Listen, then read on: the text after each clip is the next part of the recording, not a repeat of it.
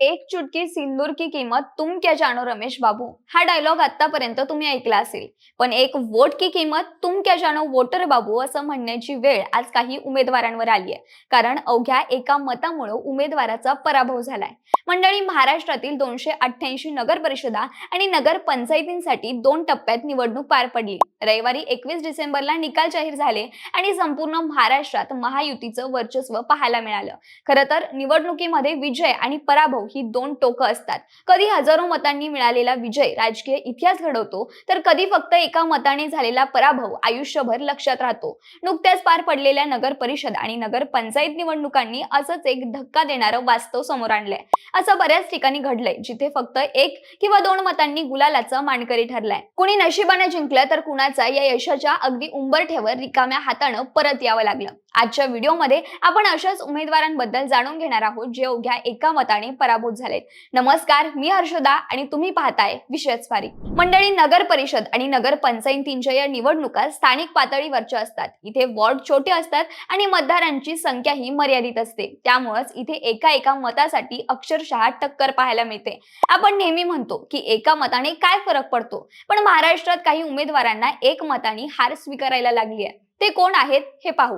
तर लोकशाहीत एका मताची ताकद काय असते याचा अंदाज पुणे जिल्ह्यातील वडगाव नगर पंचायतीच्या निवडणुकीत आला. कारण या निवडणुकीत राष्ट्रवादी काँग्रेसच्या सुनीता राहुल ढोरे या अवघ्या एका मताने विजयी झाल्या, तर भाजपच्या पूजा आतिश ढोरे यांना एका मताने पराभव स्वीकारावा लागलाय. या निकालाच्या आकडेवारीनुसार सुनीता ढोरे यांना 323 मतं, तर पूजा ढोरे यांना 322 मतं मिळाली. अशा पद्धतीने वडगाव मध्येही पूजा ढोरे या एका मताने पराभूत झाल्यात. असंच एक उदाहरण आहे गडचिरोली जिल्ह्यातलं. गडचिरोली जिल्ह्यातील 3ही नगर परिषदांवर भाजपचे कमळ पुन्हा एकदा फुललं आहे. मात्र याच वेळी गडचिरोलीतील एका लढतीकडे सर्वांचं लक्ष वेधलं गेलं. प्रभाग क्रमांक 4 मध्ये भाजपचे उमेदवार संजय मांडवगडे आणि काँग्रेसचे श्रीकांत देशमुख यांच्यावर संपूर्ण मतमोजणी संघर्ष दिसून येत होता.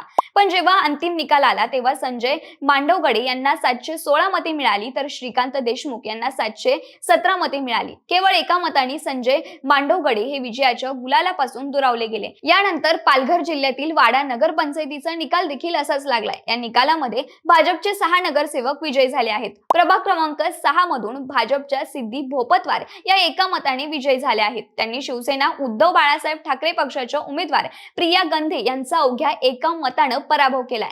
केवळ एका मतानं ठाकरे गटाच्या प्रिया गंधे या पराभूत झाल्या आहेत. यानंतर चिपळूण शहरातील प्रभाग 7 अ मधील भाजपचे उमेदवार संदीप भिसे यांना 418, तर राष्ट्रवादी काँग्रेस अजित पवार पक्षाचे सुनील रेड्डीज यांना 417 मतं मिळाली.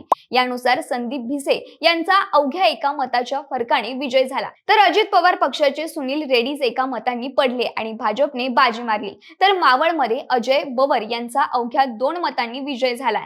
अजित पवार राष्ट्रवादीकडून ते उभे होते. अजय बवर यांना 393, तर भाजपच्या चंद्रजित वाघमारे यांना 391 मतं मिळाली आणि मावळमध्ये अवघ्या 2 मतांनी भाजपच्या चंद्रजित वाघमारे यांचा पराभव झाला. म्हणजेच या दोन्ही ठिकाणी अवघ्या 2 मतांच्या फरकाने भाजपला हार स्वीकारायला लागली, तर राष्ट्रवादी काँग्रेसच्या अजितदादांच्या गटानं बाजी मारली. तर ही होती ती काही नावं ज्यांच्यासाठी नियतीने विजयाचा दरवाजा फक्त एका मतासाठी बंद केला. या निकालांनी एक गोष्ट स्पष्ट केली की निवडणूक कोणती असो, तुमचं एक मत हे कोणाचंही नशीब पालटण्यासाठी पुरेसं असतं. एक मत देखील विजयाचं कारण ठरू शकतं. निवडणुकीतील एक मत फार महत्वाचं आहे. याबाबत राजकीय जाणकार सचिन गढिरे सांगतात की लोकशाही प्रत्येकाच्या मताची किंमत फार मोठी आहे. प्रत्येकाच्या एका मताने फरक पडतो, अशी जगाच्या इतिहासात आणि राज्यात देखील अनेक उदाहरणं आहेत. कारण तुमच्या एका मताने परिस्थिती बदलू शकते आणि व्यवस्थेवर फरक पडू शकतो. याचं एक उत्तम उदाहरण म्हणजे माजी पंतप्रधान अटल बिहारी वाजपेयी यांचं सरकार 1999 मध्ये सत्तेत होतं. अनेक पक्षांच्या पाठिंब्याने हे सरकार उभं होतं. त्यावेळी झालेल्या मतदानात सरकारच्या बाजूने 269 मतं पडली, तर विरोधात 270 मतं. त्यामुळे एक मताने अटल बिहारी वाजपेयींचं सरकार पडलं होतं. यानंतर 2004 साली देखील असंच झालं होतं. कर्नाटक विधानसभा निवडणुकीत AR कृष्णमूर्ती यांना 40,751 मतं मिळाली होती आणि त्यांच्या प्रतिस्पर्धीला 40,752 मतं मिळाली होती. कृष्णमूर्ती यांचा केवळ 1 मताने पराभव झाला होता. एका मताने निवडणूक हरणारे ते देशातील पहिले उमेदवार होते. यानंतर 2009 साली विधानसभा निवडणुकीत CP जोशी यांना 62,215 मते मिळाली होती. त्यांच्या विरोधात उभ्या असलेल्या कल्याण सिंह चौहान यांना 62,216 मते मिळाली होती. अशा प्रकारे जोशी केवळ एका मताने पराभूत झाले होते. या पराभवामुळे त्यांचे मुख्यमंत्री पदाचे स्वप्न देखील अपुरं राहिलं. तसंच 2017 मध्ये झालेल्या मुंबई महानगरपालिकेच्या निवडणुकीत भाजपाचे अतुल शहा यांनी शिवसेनेचे सुरेंद्र बागलकर एकमेकांविरोधात लढत होते. या लढतीत दोन्ही उमेदवारांना 226 मतं मिळाली होती. दोघांनाही समान मते मिळाल्यामुळे एका मतासाठी चिठ्ठी उडवण्यात आली. या चिठ्ठीचा निकाल अतुल शहा यांच्या बाजूने लागला. परिणामी केवळ एका मताने सुरेंद्र बागलकर यांना हार पत्करावी लागली. त्यामुळेच केवळ एक मत देखील विजयाचं आणि अपयशाचं कारण बनू शकतं. त्यामुळे लोकशाही टिकवण्यासाठी प्रत्येकाने आपला मतदानाचा हक्क बजावणं गरजेचं आहे.